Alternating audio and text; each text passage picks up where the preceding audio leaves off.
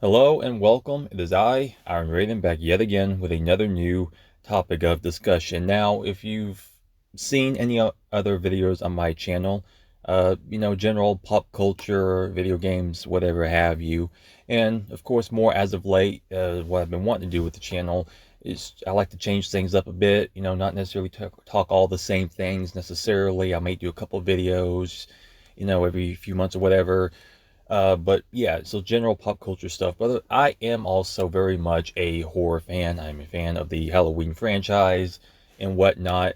And of course, it's been out for a week now. Halloween ends. So if you're a fan, you happen to be watching this, I wanted to give sort of my final analysis, my final thoughts on this. But more so, this video is really about a trilogy reshape, and that's more than likely what I'm going to be titling the video, Halloween trilogy reshape, whatever, something. So, yeah, okay, I understand this is very much a divisive film, and for me, for someone like me, I mean, knowing the reception of mostly positive with Halloween 2018, I know there are a good percentage of those within the fan base who pointed out its flaws and stuff like that, but for the most part, still, it's up there. It's definitely a solid film. Halloween Kills was definitely more 50-50. That is for damn sure. A lot of people either loved it or hated it. I'm again kind of in the middle on that one. It's heavily flawed within its script, that's for sure. Its plot is definitely a bit sloppy. I definitely wanted more because I love the direction they were going with this as far as reestablishing these characters, as far as the look of the films, the feel of the films, having John Carpenter, his score, the style is there, the style and substance that's there, but it's definitely, I could argue, the most fun of the series. If you're just willing just to kind of at this point let certain things go and just have fun with it, I would say it's definitely up there in that regard. But here we get to Halloween Ends, and what we knew going into this, at least for people who generally follow this, we knew that they took some time during the pandemic and stuff to do some rewrites to kind of change things up, pushing it to 4 years later and all of that. And this Corey Cunningham character, this new kid on the block, if you will, I mean, I guess we can only assume that perhaps maybe he was in the initial script. I'm not 100% sure. There are a couple of details I need to look into a little bit more because I know they started talking probably some things, some details started to come out here and there, so I'll have to look a little bit more deeper as far as that goes. But regardless, what we got here is a whole other animal, which it seems that the majority are in the dislike area for this. As for me, I'm firmly in the middle. I don't love this film, nor do I hate this film, because for me, going into it knowing that this Corey character was going to be some, wannabe Michael Myers, if you will, I knew going into it that they were going to go bold, they were going to do some crazy shit we did not quite expect. And once this film starts, what I was getting out of it was pretty interesting to me. I was enjoying my time for what was. As we were following this Corey character, as we were starting to see Laurie come into the picture, their interactions between each other, the relationship between him and Allison, all that shit was actually working for me. I was just going along with it. I was like, okay, what they're presenting here is actually an interesting little story. So I'm just going with it. Ironically enough, it's once the Michael element is introduced is where it kind of breaks apart a little bit here, which is very, very strange. That's why this film is very much a mixed bag. That's why I can't really love it or hate it, because everything I got with Corey, I genuinely liked. And I knew it was very strange to be going this direction. I knew it should have been obviously about, that's what the setup has been, the the end of the saga of Michael Myers versus Laurie Strode. This is Halloween Ends, balls to the wall. This is the end game here. And what we were getting out of this Corey stuff was very bizarre to be doing this at this point in time, because truth be told, yeah, this, love it or hate it, this is not the third act in a trilogy. It is absolutely not. It takes certain liberties that, when you compare it to the first two, love them or hate them, they were at least kind of consistent in what this general story, what it was going for, and the general tone and all that shit, and as far as its themes and stuff. This one, as much as I was enjoying the Corey element, once Michael is brought back into the fold, it raises a lot more questions than it gives you answers.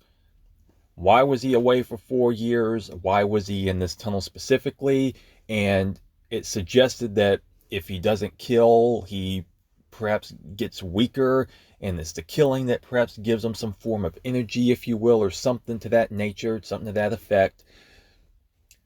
Then what about all the time he was sitting locked away for 40 years? Why didn't he get so powerful then? Like, I don't know. Maybe he still kind of was, and maybe once he started killing, I don't know. I don't really know. It's very bizarre as to what they were going for there, because as far as, like I said, the consistency between the previous two, because not only does this film make bold choices, but it just doesn't feel consistent with what the setup was in the previous two films, which is also stranger, because even Laurie in this film, I get what they were going, like, oh yeah, she's moved on, you know, she's trying to let it go, she's trying to live her life, but the Laurie that we got in the previous two films is very much not consistent with this one.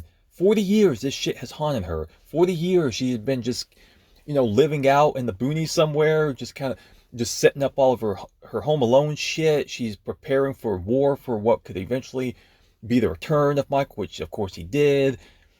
All that time, and then when you go through the first two movies, and by the end of Kills, her daughter gets killed, and all of a sudden she's just like, oh, you know, fuck it. You know, 4 years, we haven't seen them. You know, I'll just give up. I'll just finally live my life. It's like, why after that? After all of that shit that you put yourself through? And then he finally kills your own daughter, and then that's what, now you start to settle in and shit. That is what was bizarre to me, honestly. That, and the fact that why weren't her and Hawkins, why, for lack of for lack of better phrasing, why weren't they fucking this whole time? Honestly, really, considering how they set themselves up of the previous film, and this one, like they just run to the grocery store, they talk shit. And as much as I enjoyed those moments, because Will Patton, as far as a character like that, very down to earth character actor, he's just a very likable guy, and they hit it off, and I liked their moments together. They were very genuine, they were very real, they just felt like a really, you know, just cute, like, little couple there. And I'm like, why aren't these two together this whole time after 4 years? I don't know. That's also a weird thing to me. But I will say, oddly enough, for some reason, I happen to find that the Laurie in this film is perhaps my favorite version of Laurie. I feel like it is a nice combination of the Laurie of old from the OG Halloween, and the Laurie from, like, say you could take a little bit of H2O and a little bit of the previous two, where she has like kind of like that fun, loving nature about her. Like in certain scenes, especially one particular scene is pretty funny. Uh, and these more like kind of like nuanced, like she's kind of badass in her own right, like when she gives Corey the knife and has him slash the tires and shit. Just little things. And even the moment where she's like in the house with Corey, she's talking, she's sitting in that chair, she's like rocking back and forth, just the way her dialogue is given, even towards the end, just badass. I just liked the combination that we got with her. And despite the inconsistencies with the previous two films, I honestly must say the Laurie in this film is my favorite version of Laurie. I think I have to say. I think I can pretty much say that definitively. I wish she was like this from the start of this trilogy. I really do wish that, because I really liked this version of her. It just worked perfectly for me. And that, again, it's just one of the things about this film that makes it so bizarre. It has all of the best elements from this trilogy, and yet the most bizarre direction choice for it being the third film in a trilogy. That's why I'm so mixed on it, because I can't love it or hate it, because there's so much I love about it, yet so much I'm like, what the fuck were you doing? And that's pretty much everyone at this point. So I can't be like, oh, this movie is straight fucking trash, or no, this is like the best Halloween because it's bold just because it's fucking bold. No, absolutely not. I'm not going either or. I'm not playing that shit. Not here. All right, because I know again what I was getting throughout basically the first half of this movie. I would say mostly between the second and third act is where it kind of got a little bit strange for me. I was like, okay, what are we doing here? Like, what is this? Like, what? That's when it just started to be like, oh, whatever. And so, yeah, it brings me to my main point here that I really wanted to do with this video. So basically, my general summarization of the film as a whole and how I feel about it. And of course, like, yeah, the ending is just like 10 minutes long. That's basically the trailer in and of itself. And it's so odd how they went about that. And Corey's arc is honestly kind of gone to waste. I was there for the journey of this character because that opening is one of the biggest. I don't give a shit what anyone says. I really don't. That was the biggest gut punch of an opening practically since the original. When a 1978 audience sees this girl getting stabbed, you see this person stalking up the room and shit, and then you get to reveal it's this 6-year-old kid. This is the biggest gut punch since that, and this is hands down, this tops that in many ways. That's for damn sure. Hell of a way to start a film. You cannot deny that. It's fucking insane. And that is why, again, getting into this point now, the main point is how I would reshape this and how I feel like this could work. Now, of course, this is not a definitive means. You can still, mix and match a couple things here and there. But this is my general perspective as to what they should have done and what would have worked for me, what I felt like would have worked for the audience, the hardcore fans, and what would have given people a more coherent, more concise trilogy to where everyone would have had their arcs, everyone would have had their moments, everyone would have had their finality and all that shit. So I'm going to get to this point right now. And that main point is Halloween 2018 should have started with the opening of this film. Corey Cunningham should have been introduced in that first film. That's what they should have done. That event should have happened, say, like Halloween 2017, and then you cut to Halloween 2018. That's where we kick off our film for the rest of the go. Excuse me, with, introducing Lori, introducing Hawkins, her daughter, granddaughter, all that shit. You just basically blend those together. That's how it should have started. Because imagine that. Imagine for as much of a gut punch that opening is with this film. Imagine having started this new round of films off, knowing that we came off the Rob Zombie remakes and we're going back to the OG, Laurie Strode, Michael Myers, John Carpenter's back, all that shit. Imagine just starting it off just like that. Very reminiscent of the original, but with its own twist, where the babysitter is the victim in his own right, along with the kid. Just this freak fucking accident. Of course, it was that little shit's fault for the most part. He pretty much brought that on himself, as messed up as it is.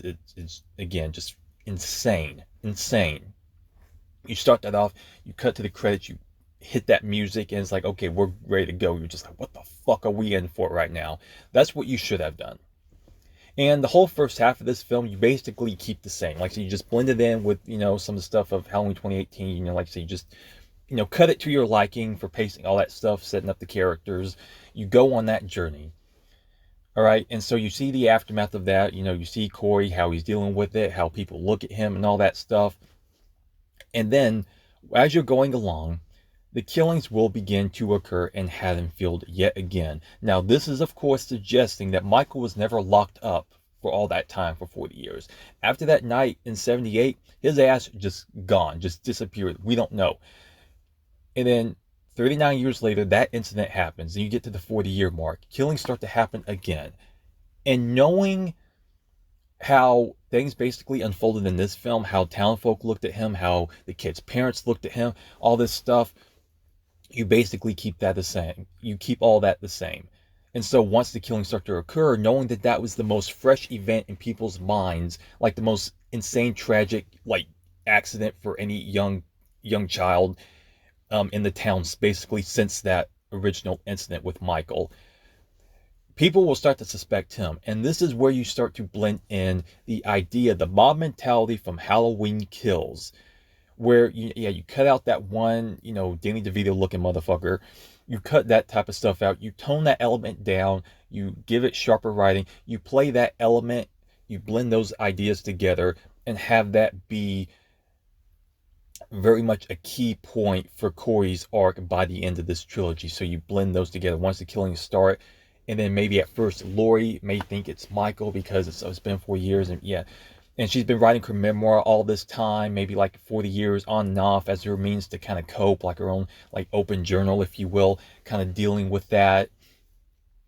And so, like I said, yeah, the killings start to begin, but then townfolk, like I said, they start to look to Corey because they think his ass is doing it. And then, of course, like so you go along, you get some kills here and there, but by towards that end point, then that's when Lori and her daughter and them, they mostly realize like, holy shit, no, Michael is actually back. And so you're dealing with that, and so you have the climax of that film. You go through all that, and you're just building that stuff up. You can start building up the relationship, like in this one with Corey, with Allison, and then going into that second film, which is also dealing very much with the residual effects of this one, where the town folks still look to Corey and still think that he may be doing it. Maybe you have some town folk maybe thinking Michael actually do believe that Michael is back. But like I said, you keep going down that path.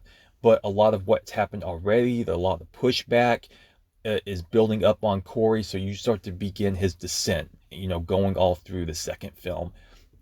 And so also as well, by the time you get to the end of the first film, that's when Lori's daughter dies. That's when Karen gets killed. And so that will actually give her the motivation to actually want to hunt Michael, as opposed to, having this 40-long-year wait where she's just been like, no, like I'm just waiting for him to get out, the boogeyman, he's coming or something, none of that stuff. So you actually give her legitimate motivation where, yeah, 40 years after all this time, after all that's dealt with, she's had her coping, but she's still kind of living her life.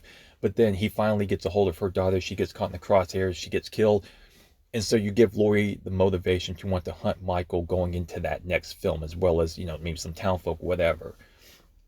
And so that's what will set her up for that next film, to give her a reason to do that. And like I said, Corey is still dealing with the town itself, that pushback, and as he begins his descent. And so, yeah, it's just the hunt for Michael, more kills, more gore, all that good stuff. Hawkins, of course, is there too with Laurie doing this and that. You can even do the flashback scenes like in the film, because those are badass. Just keep that going. And then by the end of Kills, then that's when you actually have the legitimate showdown with Laurie and Michael. And I would say it's very much similar to what you actually got in 2018. You can do a little bit more, here and there, whatever. But that's also when you do the identical ending where she gets Michael trapped in a basement, but in the process, she also winds up basically having to sacrifice herself in order to save Allison. Like, she has to trap herself in the basement with the evil. And you can even potentially introduce the idea, like I said, maybe you see hints of how badass she's been in that first film, like I said, what she's kind of been training herself for here and there. And here you could potentially throw in that element where, yeah, maybe she actually did have some stuff set up in believing the idea that maybe he could return, and so she kind of prepped herself. But you kind of tone it back a little bit, where she's not like full on Sarah Connor from the jump, but she kind of, she kind of had that building towards that for that moment. So she gets herself trapped in the basement with Michael, and so you have that final showdown moment, kind of similar to how Loomis was at the end of Halloween 2, where they both burn alive and stuff like that, where it's just like, this is it, Michael. And so you can just let them burn in the basement together, in the process saving Allison, where Corey has to pull her away from the house because they're still kind of together, blah, blah, blah. And then you set that tease up for what could be the third film, and Corey being the new Michael. And so you go into Halloween Ends knowing that we've already set up this character, we've given Michael and Laurie their kind of final moments, and so you kind of transition that power from Laurie and Michael to Corey and Allison, where you go into that third film, where you can tone it back a little bit. You can kind of go with that similar pace to what it was in the original. You don't have to go so hardcore, because knowing that Corey is basically being set up as that new evil, the new shape, and still keeping with the themes of what we've always seen from the jump, knowing that like Michael is just this, he's very much a man, but kind of otherworldly. Like, he has that other sense of, that hint of supernatural element. You don't quite know what it is, and you still play off the themes kind of going off of this movie, how evil can, and what we've seen in Halloween 4, how evil can kind of transfer itself, where it doesn't necessarily begin and end with Michael, but evil does change shape, and giving what Corey's been through, setting up through these first two films, the residual effects of the accident, of the town looking at him, and he's dealing with a lot of pushback. And so, like I said, you could play off that mom mentality that they actually went with in Halloween Kills and have it make a lot more sense. And so that eventually pushes him into becoming that new role as Michael. And you go into that third film, and then once, killings start to happen, then Allison starts to realize what is happening, and it's up to her to kind of finish the job. And so you kind of go through that, you get a few good kills here and there. And then once you reach the climax where she eventually defeats Corey, then that's when Allison decides, like in Halloween Ends, to where she's looking to leave the Michael history, the Strode history from Haddonfield behind. That's when she decides to actually leave Haddonfield and then make her own path, and then just kind of go off and be at peace, knowing, all the history that she's had there, just moving on with her life. And then that's when you can kind of tease at the very end, where I would keep the same exact shots as far as what they had in Halloween Ends, as far as all those establishing shots, all the different rooms. It's very reminiscent of the original, where it was dark, it was moody, you had the breathing from Michael, where it's broad daylight, it's peaceful, it's quiet, and you get that one final shot that's dead on that tunnel that could definitely play a part in the third film, where you hold on that tunnel on the outside, it's still daylight, whatever, and then you hear the breathing slowly creeping in. You hear it slowly coming into, and then you hold on that for a good few seconds, and then you cut to black, and then boom, you're done. Because what this is to me is that, again, it takes all of the ideas that were presented within this trilogy, switching things around to where everything works more coherently, where you introduce that new element, you introduce the Corey element, you set yourself up with a gut punch of an opener, very reminiscent again of the original, but way higher like stakes to it. You set that up from the jump, so you're kicking off the Corey arc. You're going into the Michael arc. Again, not necessarily like over-explaining or under-explaining, like I said, where he's been all that time, because hell, even in Halloween H2O, because that's coming off the ending of the Halloween 2 ending, that had been 20 years, so fuck it, what's another 20 years, right, for Michael to just be waiting and doing whatever. So maybe something about that event, I don't know, just something maybe within the town, just whatever the evil is, something about that, maybe just reawoken Michael, you don't know, it just happens that way, okay? You don't really need a whole lot of explanation. So it still plays into the mystery aspect of Michael, whatever he's doing, why he's doing this, blah, blah, blah. What is the evil? How does it move on? Whatever. So you just play off of that. You introduce the Corey character, you introduce all the other characters, you give them their motivations, you keep that moving forward, and you play out that arc over the trilogy. And so you give Michael and Laurie their finality, even though it's the middle film, so even that in and of itself may seem a little bit ballsy.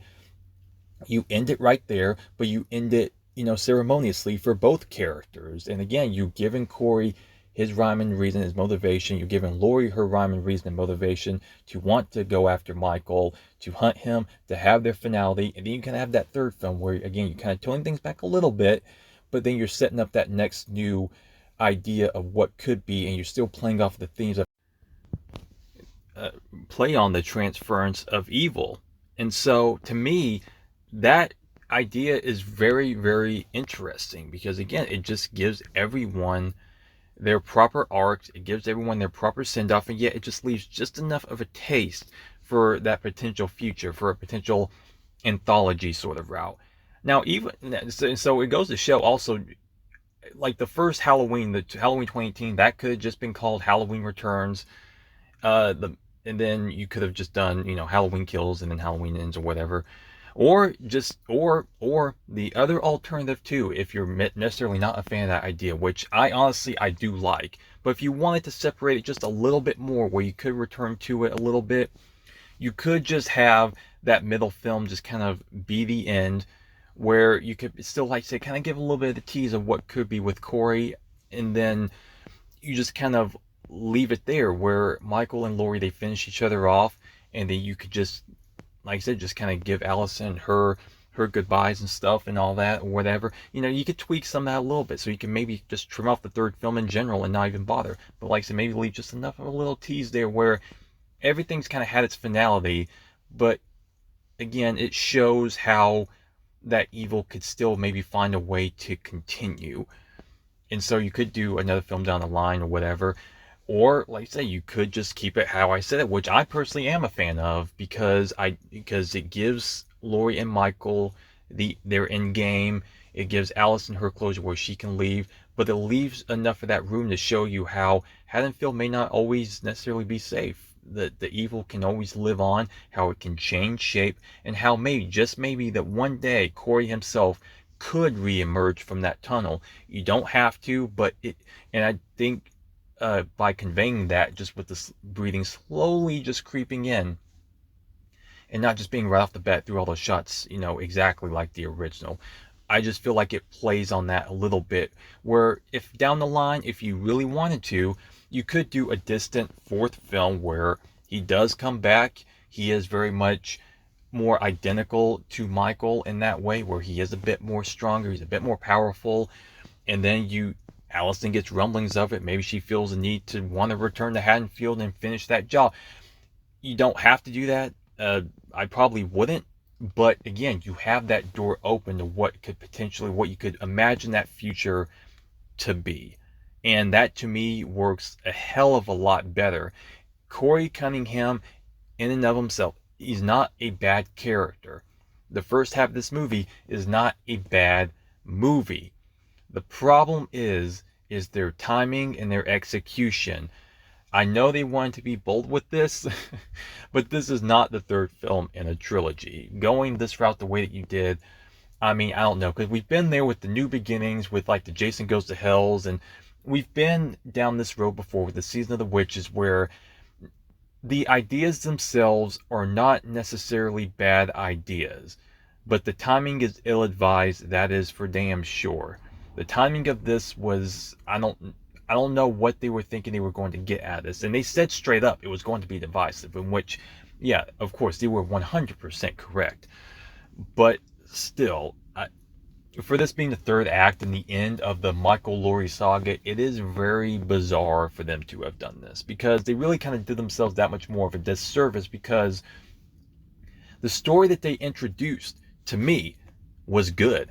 It was perfectly fine. Like I said, that opening is fucking insane, and I wouldn't change a damn thing about it.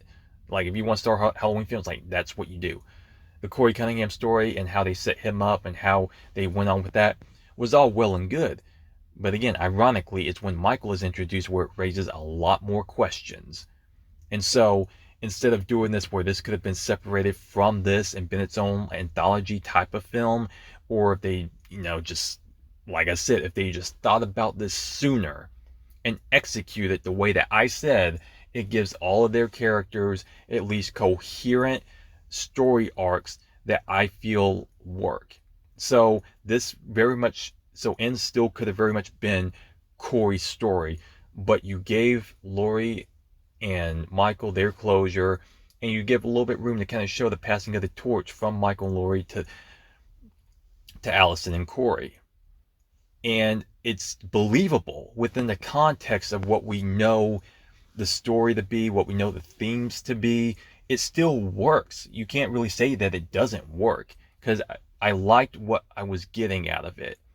But I also hate the fact that it's so blended in with what was supposed to be the end of this saga. It's just, the timing was ill-advised. It's just a bizarre choice to have gone with. So, as I said, I cannot love or hate this film. I very much enjoy what I was getting, but that whole last portion of it all, it is a bit odd, even though there's still little bits and pieces within it that work for me just fine. Like the final moments before she shoots Corey, she has that phone call. It's like, you really think I'd kill myself, motherfucker? And she's like, shoots him. And just the dialogue she's giving him when she pulls his mask off and all this stuff. Badass. I liked it. But yeah, I mean, this is definitely the most definitive death we've gotten of Michael since H2O, where we thought at least his head got cut off, and then they fucked that whole thing up with the resurrection. That's a whole other story. But yeah, it's just a bizarre film, so I cannot love it or hate it. I can understand, of course, both sides of the argument, absolutely so. But to me, it's not full on trash. It's not a bad movie. It's just a badly timed movie. And just some of the Michael stuff in general was very odd decision making, that in particular. So yeah, and even though character inconsistencies, I again, some of the best versions of these characters I've seen. I think probably I even liked Allison more in this film than the previous two. But yeah, so it's just such a blend of the best and the worst from this new run. It really is. And so yeah, that's my idea. That's a trilogy reshaped concept. I think it works very well, definitely better than what we got overall. It sets everything up properly. It closes everything properly. It plays off the themes. It leaves you in a very interesting place, and I just think it works, at least for me. All right, but let me know what you think. And like I said, you could always trim the fat and trim that third film if you wanted to. But for me personally, if this is what we got, I would have been happy with it because again, it makes sense to me, and I personally like that. But yeah, it's a very bizarre film to say the least. That is for damn sure. So I'll go ahead and close this out now. Thank you very much for listening. If you did, I am Iron Raven, and I am out.